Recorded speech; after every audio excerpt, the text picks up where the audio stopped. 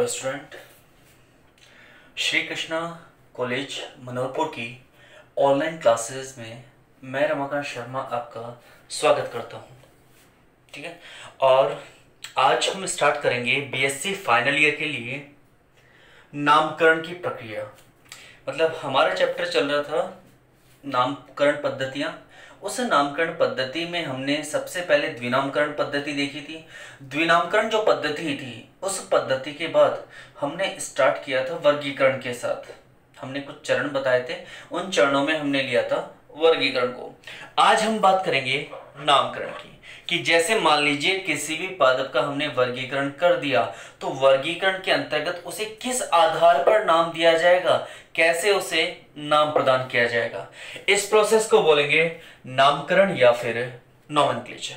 ठीक है, तो सामान्यतः क्या होता है कि जितने भी प्रक्रियाएं होती हैं वर्गीकी के अंतर्गत, उन सभी प्रक्रियाओं में नामकरण एक महत्वपूर्ण प्रक्रिया के रूप में कार्य करता है। ठीक है, तो नामकरण की ये जो प्रक्रिया है, इस प्रक्रिया में किसी भी पादप का नामकरण करने के लिए हम जिन पादप भाग का या किसी भी पादप के अवयव का चयन कर रहे हैं उसे कहते हैं प्ररूप।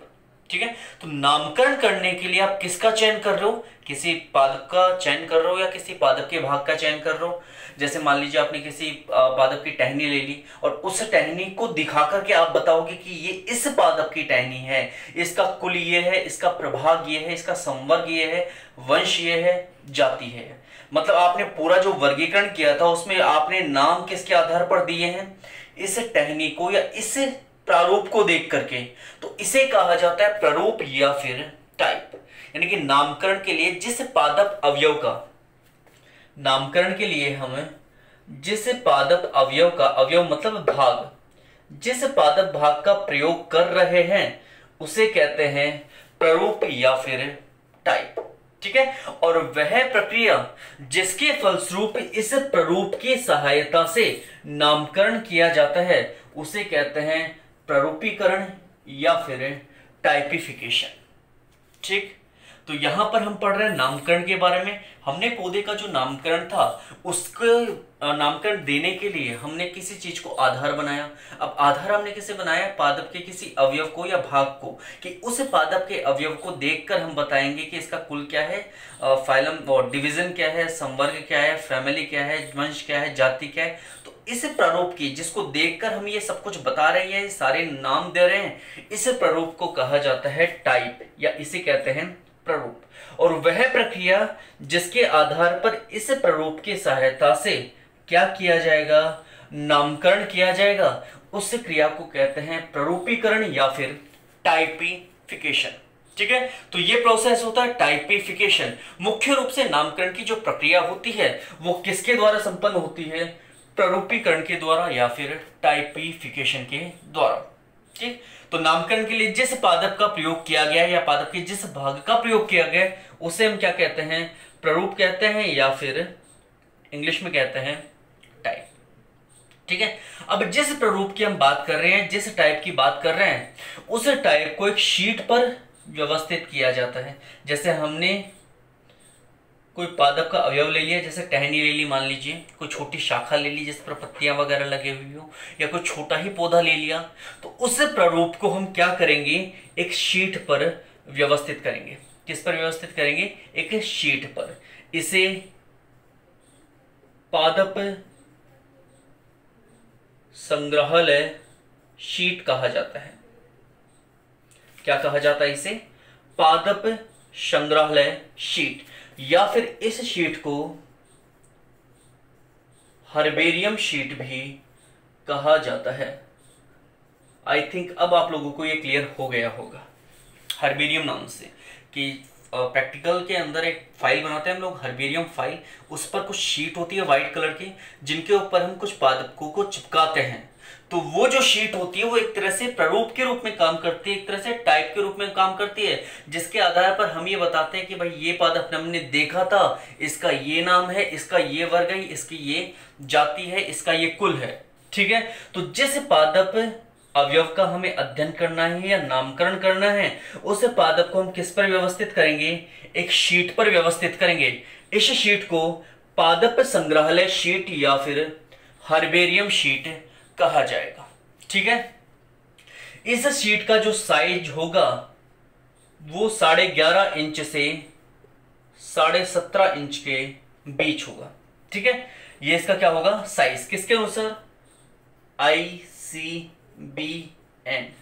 International code of botanical nomenclature के अनुसार हर्बेरियम जो शीट है या जो पादप संग्रहालय शीट है उसका साइज कितना होना चाहिए, 11.5 से 17.5 इंच। ठीक है, ये इसका क्या होना चाहिए, साइज होना चाहिए। किंतु इस शीट पर केवल हम उन पादपों को लगा सकते हैं जो कैसे हो, पहली बात एक तो स्थलीय हो, स्थल पर उगने वाले हो, एवं जिसे आसानी से सुखाया जा सके, मतलब किस अवस्था में हो, शुष्क अवस्था में। तो ऐसे पादपों को तो इस शीट पर, हर्बेरियम जो शीट है इस शीट पर आसानी से लगाया जा सकता है। लेकिन मान लीजिए अगर हमारे पास कोई ऐसा पादप हो जो कैसा हो, हाइड्रोफाइट्स हो, मतलब जलीय हो, या ऐसा कोई फल हो मान लीजिए जो कैसा हो, रस भरा हो, जिसके अंदर रस उपस्थित हो, तो फिर उसे कैसे संग्रहित करेंगे। तो उसे संग्रहित करने के लिए हम मोनोग्राफ का प्रयोग करते हैं, या फिर डायरेक्टली उनके क्या यूज कर सकते हैं हम, डायग्राम या फिर ड्राइंग यूज कर सकते हैं। उनकी ड्राइंग जो होती है, मतलब उनका चित्र बना के प्रदर्शित कर दिया हो, उनके मोनोग्राफ जो होते हैं पिक्चर्स बना के प्रदर्शित कर दिए हो, डायग्राम बना के बता दिया हो, उनकी ड्राइंग बना के, क्योंकि इनको चिपकाना तो पॉसिबल है ही नहीं ना, इनको आप शीट पर तो अरेंज कर ही नहीं सकते, व्यवस्थित कर ही नहीं सकते। तो आप इसके लिए किस किस का प्रयोग करते हो, मोनोग्राफ का प्रयोग करते हो, इसके अलावा रेखा चित्रों का प्रयोग करते हो, डायग्राम्स का यूज करते हो, ड्राइंग्स का यूज करते हो। ठीक है, तो हमारे पास यहां पर दो तरह की शीट बन सकती है, एक रियल हर्बेरियम शीट, वास्तविक हर्बेरियम शीट, जिस पर हम स्थलीय पादप या शुष्क पादपों को चिपकाएंगे, अरेंज करेंगे, उन्हें फिक्स करेंगे उसके ऊपर। बाकी अगर वो शुष्क होने लायक नहीं है, यानी कि जलीय पौधे हैं और ऐसे कुछ फल वाले पौधे हैं जो रस से भरे हुए हैं, तो उसके लिए हम उनके रेखा चित्र प्रयोग कर सकते हैं, मोनोग्राफ प्रयोग कर सकते हैं, डायग्राम प्रयोग कर सकते हैं, और उनकी क्या कर सकते हैं, ड्राइंग प्रयोग कर सकते हैं। ठीक है, तो इसके आधार पर हमने क्या किया, इसके आधार पर हमने शीट बना दी कि भाई हमारे पास कोई प्रारूप था, उसके आधार पर हमने उसकी क्या बना दी, शीट बना दी। अब शीट बनाने पर हमें क्या प्राप्त होगी, शीट प्राप्त होगी। इस शीट का अध्ययन करने पर हम उस पादप का क्या कर सकते हैं, नामकरण कर सकते हैं। इस शीट को लेंगे और इस शीट के आधार पर उसका क्या किया जाएगा, नामकरण किया जाएगा। किसका, जिस शीट पर जिस पादप को लगाया गया है उसका संपूर्ण विवरण उसके आधार पर किया जा सकता है। ठीक है, तो यहां पर हमने शीट बना दी है और इसके आधार पर अब हम क्या करेंगे, नामकरण करेंगे। ठीक है, तो यहां पर नामकरण के लिए ICBN का एक सम्मेलन हुआ था स्टॉकहोम में,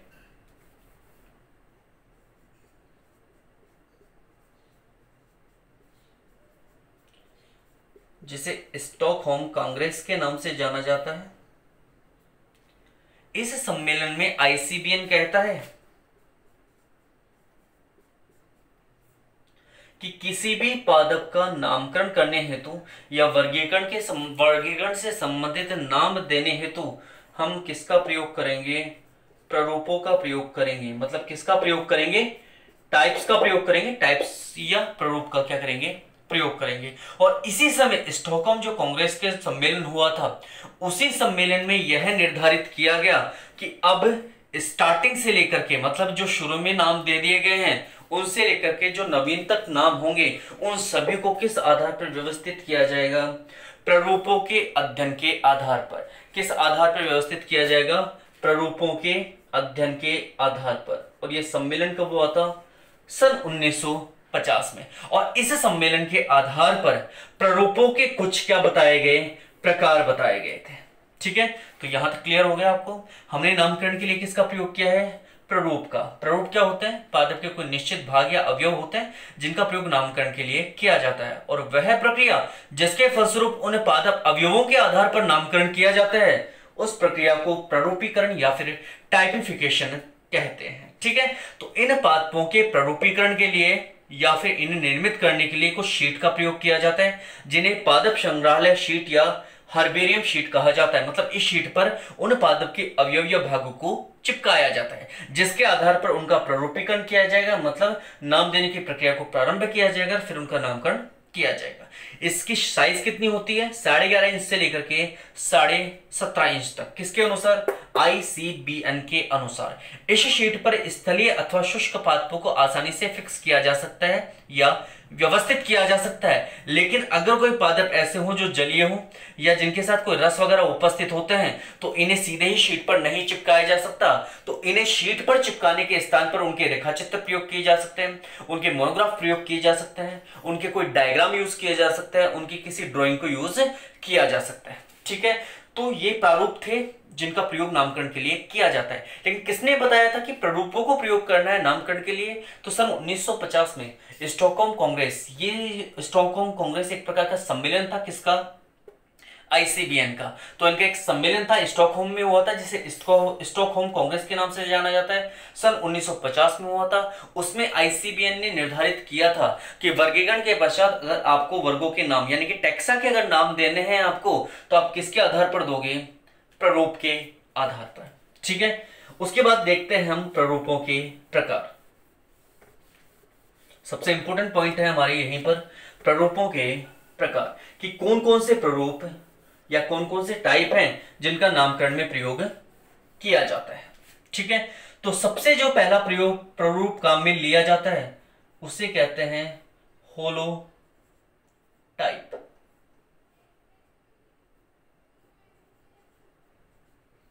होलो टाइप। अब होलो टाइप क्या होता है? ये पहले नंबर का प्रारूप है। होलो टाइप क्या होता है? देखिए, अगर हमें नामकरण करना है किसी पादप का, तो हमने किसी पादप का अवयव जो प्रारूप के रूप में प्रयोग किया है, मुख्य रूप से या वास्तविक रूप से, या सबसे पहले जिस अवयव का प्रयोग हमने नामकरण के लिए किया है, वही प्रारूप क्या कहलाएगा? होलोटाइप कहलाएगा। मतलब ये क्या होता है? एक मुख्य प्रारूप होता है। ये क्या है? एक मुख्य प्रारूप है। या फिर ये क्या हो सकता है? कोई वास्तविक अवयव या पदार्थ हो सकता है, जिसका प्रयोग हम किसके लिए करेंगे? नामकरण के लिए। ठीक है, उसके बाद वो बात अलग है कि इसकी कॉपीज बनाई जा सकती है, लेकिन जो मुख्य है, जिसको किसी पादप से लेकर आया गया है और शीट पर चिपकाया गया है, ये मुख्य है। इसके आप प्रिंट निकाल सकते हो, कॉपी निकाल सकते हो, ड्राइंग बना सकते हो, इसको डायग्राम बना सकते हो, इसका मतलब रेखा चित्र बना सकते हो, कुछ भी बना सकते हो, लेकिन ये मुख्य है। तो जिस मुख्य प्रारूप का हम प्रयोग करेंगे नामकरण के लिए, उस मुख्य प्रारूप को हम क्या कहेंगे? होलोटाइप। ठीक है, ये वास्तविक प्रारूप होता है उस पादप का, किसके लिए? नामकरण के लिए। बात समझ में आई? तो ये क्या होता है? मुख्य प्रारूप होता है या वास्तविक पदार्थ होता है, जिसके आधार पर वो क्या, कोई भी जो वैज्ञानिक होगा, वनस्पति वैज्ञानिक, वो पादप का क्या करेगा? नामकरण करेगा। और नामकरण के बाद इस होलोटाइप के आधार पर ही उस नाम का क्या किया जाएगा? प्रकाशन किया जाएगा। ठीक है, ये हो गया फर्स्ट आपका होलोटाइप। सेकंड आएगा आपका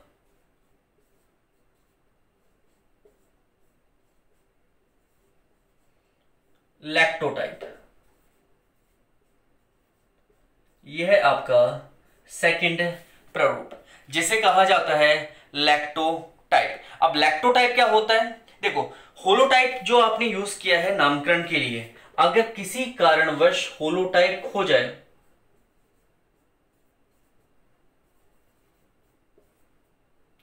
होलोटाइप क्या हो गया? खो गया। आपका होलोटाइप किसी कारणवश खो गया या क्षतिग्रस्त हो गया, मान लीजिए समाप्त हो गया किसी वजह से, मुख्य जो था वो ही समाप्त हो गया, तो अब आप किसका प्रयोग करोगे? इस मुख्य प्रारूप की किसी कॉपी का ही तो यूज करोगे आप। अब वो कॉपी कैसी भी हो सकती है, वो डायग्राम हो सकता है, उसका ग्राफिकल रिप्रेजेंटेशन हो सकता है, उसकी ड्राइंग हो सकती है, कुछ भी हो सकता है, लेकिन आपने उसका किसको यूज किया है? कॉपी को ही तो यूज किया है। तो वो जो कॉपी होगी उस होलोटाइप की, वो क्या कहलाएगी? आपकी लैक्टोटाइप कहलाएगी। क्या कहलाएगी? आपकी लैक्टोटाइप कहलाएगी। ठीक है, अब नेक्स्ट आएगा आपका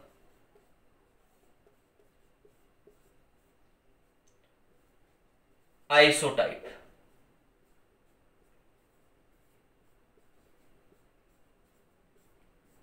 अब आइसोटाइप क्या होते हैं? आपके पास एक होलोटाइप है,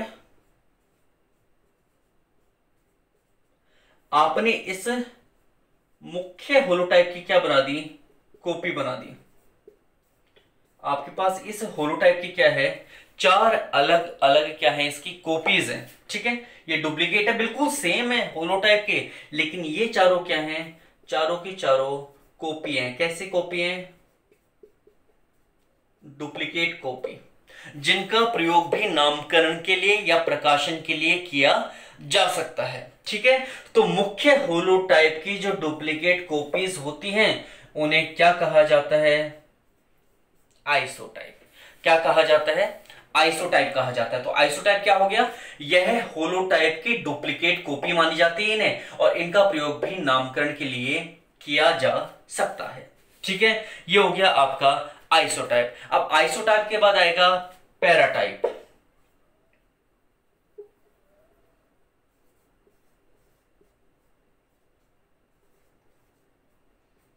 आइसोटाइप के बाद क्या आएगा, पैराटाइप। अब पैराटाइप क्या होता है, देखिए यह एक प्रकार का पादप प्रतिरूप है जो होलोटाइप के अलावा मूल विवरण के साथ क्या किया जाता है, प्रदर्शित किया जाता है, ठीक है। मतलब आपके पास होलोटाइप तो है, होलोटाइप तो पहले भी था आपके पास, कि होलोटाइप तो आपके पास है, लेकिन अगर होलोटाइप के अलावा कोई और आप टाइप मतलब प्ररूप प्रदर्शित कर रहे हो, किसके साथ है, मूल विवरण के साथ, मतलब इसके साथ भी वही पूरा का पूरा डिस्क्रिप्शन है जो होलोटाइप के साथ था, तो इस प्रकार का जो टाइप होगा उस टाइप को हम क्या कहेंगे, पैराटाइप।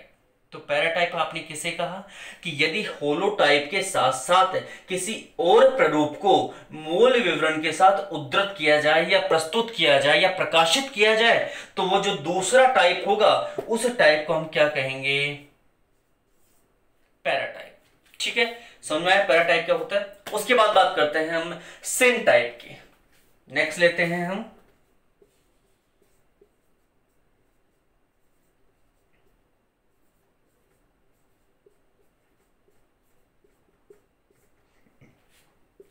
सिंटाइप। अब सिंटाइप क्या होता है, देखो दो पादप प्रतिरूप उपलब्ध है आपके पास।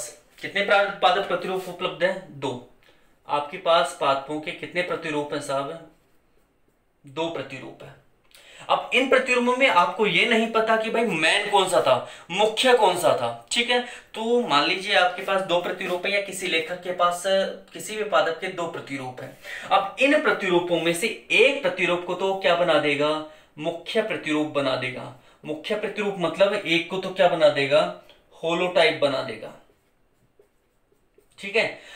एक को तो उसने होलोटाइप बना दिया, अब जो दूसरा बच गया उस दूसरे को वो क्या बनाएगा फिर, सिनटाइप। मतलब दो पादप प्रतिरूपों में से एक को तो उसने होलोटाइप बना दिया, अब जो दूसरा बच गया ना, वह दूसरा प्रतिरूप क्या कहलाएगा, वो दूसरा प्रतिरूप अब कहलाएगा सिनटाइप।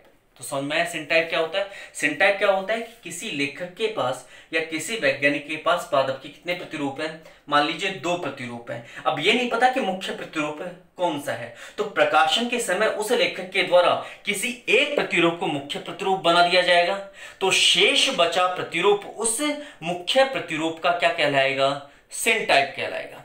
क्या कहलाएगा, सिनटाइप कहलाएगा, ठीक है। तो दो प्रतिरूप होने की स्थिति में एक को तो मुख्य बना दिया जाएगा, और जो दूसरा हो रह जाएगा वो दूसरा रह जाएगा किस रूप में, सिन टाइप के रूप में, ठीक है।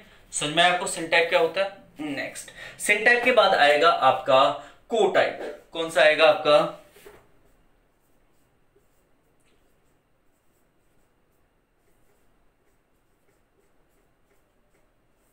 को टाइप। अब सिन टाइप के बाद को टाइप क्या होता है, देखो जिस मूल प्रारूप का चयन पादप, जैसे मान लीजिए आपके पास कोई मूल प्रारूप था मतलब होलोटाइप था, तो आपने जिस पादप से इसे चयन किया है उसी पादप से, आपने कोई एक पादप था आपके पास, उस पादप से आपने किसी एक प्रतिरूप का क्या कर लिया, चयन कर लिया। अगर इसी पादप से किसी दूसरे प्रतिरूप का भी चयन किया जाता है, तो ये जो दूसरा प्रतिरूप होगा उसे क्या कहेंगे, को टाइप कहेंगे, ठीक है। दोबारा देखिए, हमारे पास कोई पादप है, इस पादप के किसी भाग का आपने किस रूप में चयन किया है, प्रारूप के रूप में या फिर प्रतिरूप के रूप में। यदि इसी पादप से आप एक और प्रतिरूप का चयन करते हैं तो ये जो प्रतिरूप होगा ये तो मुख्य हो ही गया, यानी कि ये तो होलोटाइप हो ही गया। अब ये जो दूसरा होगा ये आपका क्या कहलाएगा? कोटाइप कहलाएगा। क्या कहलाएगा आपका? कोटाइप कहलाएगा। उसके बाद आएगा नियोटाइप।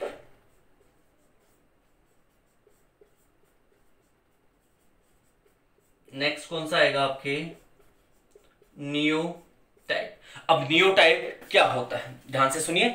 किसी भी नामकरण हेतु कोई भी पादप प्ररूप उपलब्ध नहीं होने पर, आप कोई नामकरण करने वाले लेकिन आपके पास कोई भी पादप प्ररूप उपलब्ध नहीं है, तो नामकरण प्ररूप के लिए प्रयुक्त पादप का नया प्रारूप क्या कहलाएगा? नियोटाइप।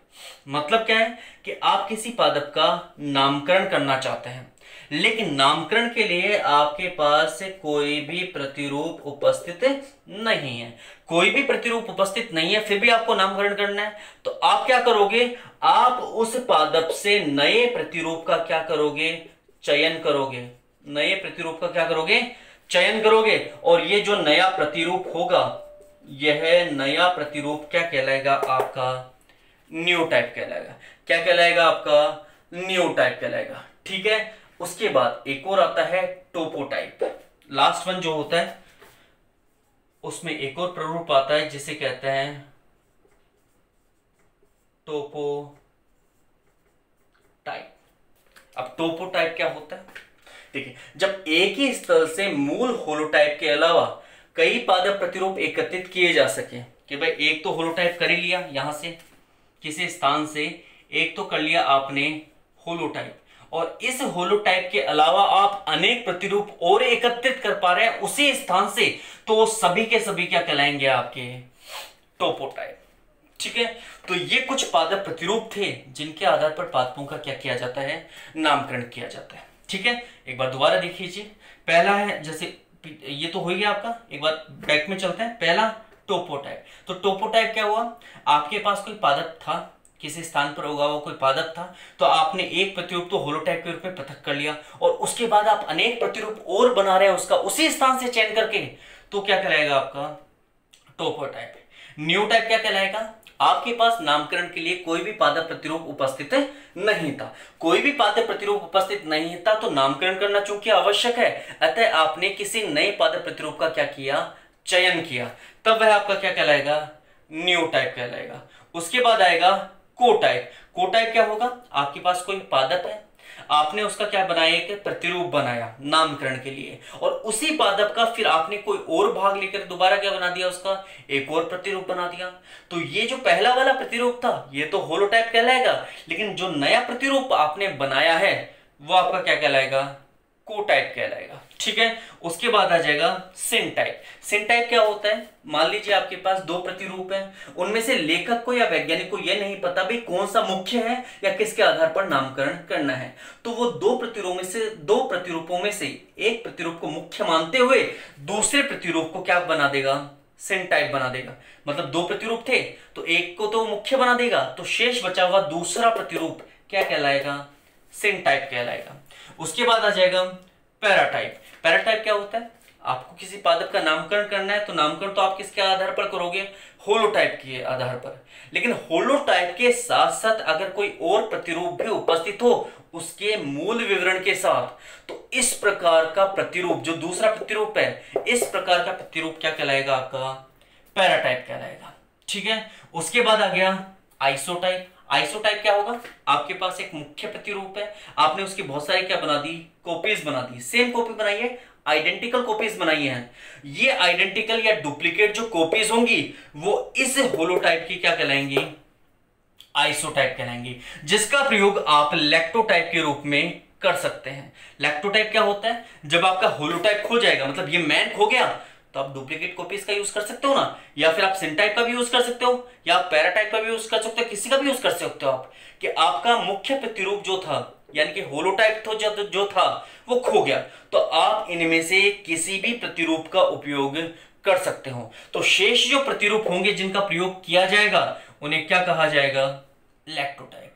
और पादप के नामकरण के लिए जो मुख्य प्रतिरूप होगा या वास्तविक जो अवयव होगा या वास्तविक जो पादप का भाग होगा वह क्या कहलाएगा आपका होलोटाइप। ठीक है, तो यहां पर थे नामकरण से संबंधित कुछ प्रतिरूप या फिर प्रारूप। तो इनके आधार पर पादपों का क्या क्या, जैसे आपने कोई होलोटाइप ले लिया, पादप का कोई भाग ले लिया, अब आप उसको देख करके क्या करोगे, उसका नामकरण करोगे। अगर वो नहीं है, वो खो गया, तो आप किसका प्रयोग करोगे, लैक्टोटाइप का प्रयोग करोगे। ठीक है, और आपने मुख्य के साथ साथ उसकी कॉपी भी बना दी, तो वो सारे के सारे क्या हो जाएंगे, आइसोटाइप हो जाएंगे। उसके बाद अगर होलोटाइप भी है और दूसरा एक और प्रतिरूप है जिसमें भी सारा का सारा विवरण दिया हुआ है, तो वो क्या कहलाएगा, पैराटाइप कहलाएगा। और सिंटाइप क्या हो जाएगा, दो प्रतिरूप है, मुख्य पता ही नहीं है, तो एक को तो मुख्य बना देंगे, जो शेष होगा वो क्या कहलाएगा, आपका सिंटाइप कहलाएगा। कोटाइप क्या हो जाएगा, आपके पास पादप के क्या एक प्रतिरूप है, आपने उसी पादप से दोबारा क्या बना दिया, एक और प्रतिरूप बना दिया, वो क्या कहलाएगा, आपका कोटाइप कहलाएगा। न्यूटाइप आपके पास प्रतिरूप था ही नहीं, किंतु नामकरण के लिए प्रतिरूप की आवश्यकता थी, अतः आपने उस पादप से नए प्रतिरूप का क्या कर लिया, चयन कर लिया, क्या कहलाएगा, आपका न्यूटाइप कहलाएगा। उसके बाद आएगा टोपोटाइप। टोपोटाइप क्या होता है कि जब एक ही स्थल से मूल होलोटाइप के अलावा और भी कई पादप प्रतिरूप एकत्रित किए जाएंगे, होलोटाइप के अलावा और भी आप क्या कर रहे हो, पादप प्रतिरूप एकत्रित कर रहे हो, तो सारे के सारे आपके क्या कहलाएंगे, टोपोटाइप। ठीक है, तो ये था आपका पादप नामकरण से संबंधित कुछ टाइप या कुछ प्रारूप। ठीक है, चलिए, थैंक यू सो मच।